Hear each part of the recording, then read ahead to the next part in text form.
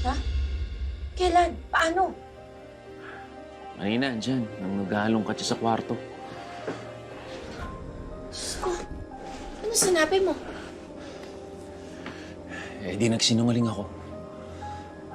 Pinagtakpan ko yung totoo. Tama lang yung ginawa mo. Pero mahal, nakukonsensya na rin ako eh. Di ba karapatan naman ni Rambo na malaman ang totoo? Sana sinabi ko na lang lahat. Ano yun, Tay?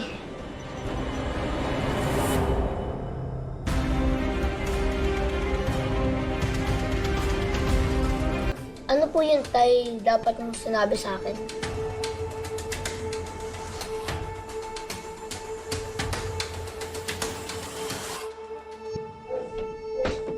Anak.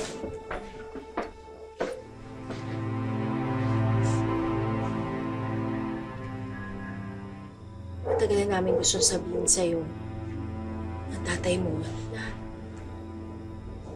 hindi mo kailangan gawin lahat ng responsibilidad na dapat kami ang gumagawa. Sobra-sobra na yung sakripisyo mo. Lalo na sa kalagayan mo.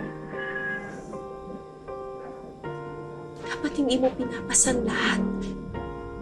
Nay, Sobra kaming abala sa pag-ahanap buhay. At ikaw na ang tumatayong magulang ni na Rain and Riley. Na dapat kami yung hindi ikaw, anak. ayos lang yun, Nay. Tay, huwag niyo na po yung alalahanin. Ayun na nga lang po yung pwede kong magawa sa inyo. Anak, huwag mong lalangin yun. Napakalaki ng tinutulong mo sa amin. Pero napakaliit lang kumpara sa ginawa niyo sa akin. Nung nagkasakit ako, nabaon kayo sa utang. Kung hanggang ngayon, inabayadan niyo pa rin. Anak, ginawa namin yan kasi mahal na mahal ka namin.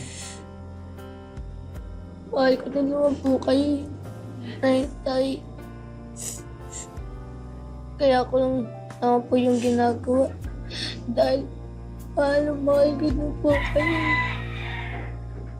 Bali wala lang sa akin lahat ng hirap. Basta matulungan ko lang po kayo.